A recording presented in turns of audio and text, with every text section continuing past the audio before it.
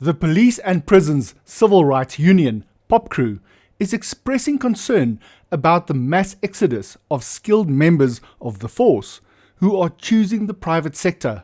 The union says highly skilled and specialized members of the Special Task Force and National Intervention Unit divisions are exiting at an alarming rate, leaving the country's borders vulnerable and posing a significant risk to safety and security. The SAPS skills drain has reached alarming levels as members retire or leave the service for better paying positions in the private sector. The capacity of the force is already stretched due to low wages and difficult working conditions that affect the morale of police officers. And POPCRU warns that this poses a risk to the country's security.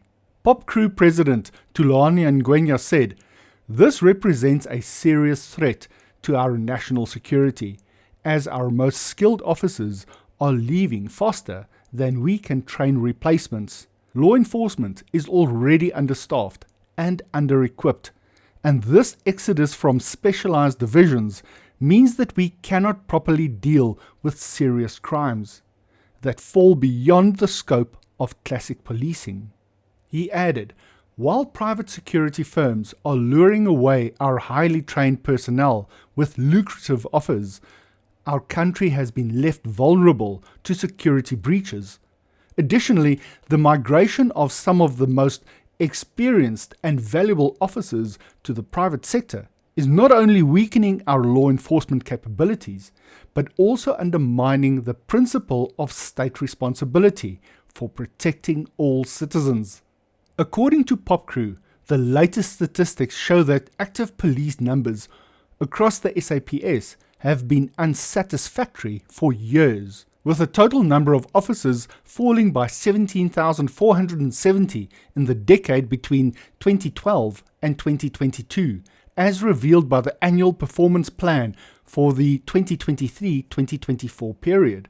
POPCRU's concerns come amid recent media reports revealing that members of the Specialized Task Force and National Intervention Units are leaving in droves to join the private sector for better pay.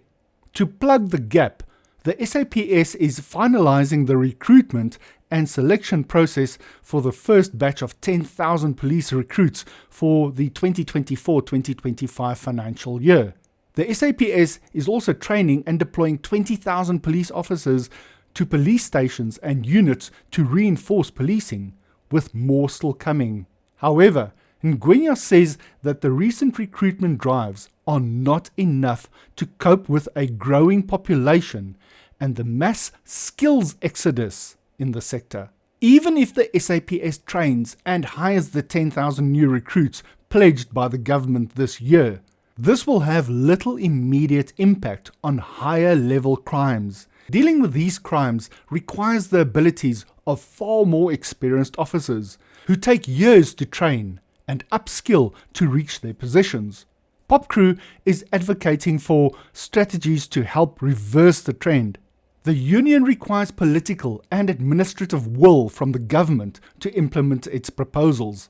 For example, due to the limitations in the SAPS current promotion structures, many members feel that there is little recognition for performance or room in the organization for their career growth.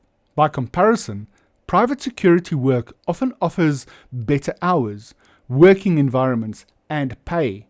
POPCRU is therefore advocating for changes to the SAPS organizational and promotion model to allow for better upward mobility, especially for those seeking to join the Special Task Force and National Intervention Unit ranks.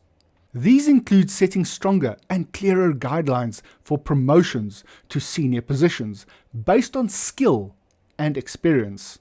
Another way to counter the trend, says the union, is for the government to offer financial incentives. The government can offer highly trained and experienced Special Forces officers better financial incentives that correspond to the work they do and the risks they face, such as increasing their danger allowance from 6,000 Rand to 20,000 Rand a month. Considering the 2-year length and difficulty of the training program, coupled with a considerably low pass rate, POPCRU further advocates for successful Special Task Force candidates to receive the rank of Colonel once finished. This will provide an additional incentive for more officers to join the program. What do you think? What does the SAPS need to do to prevent a skills drain? Do subscribe to my YouTube channel, as I have a few more stories to tell. I'll see you in the next one.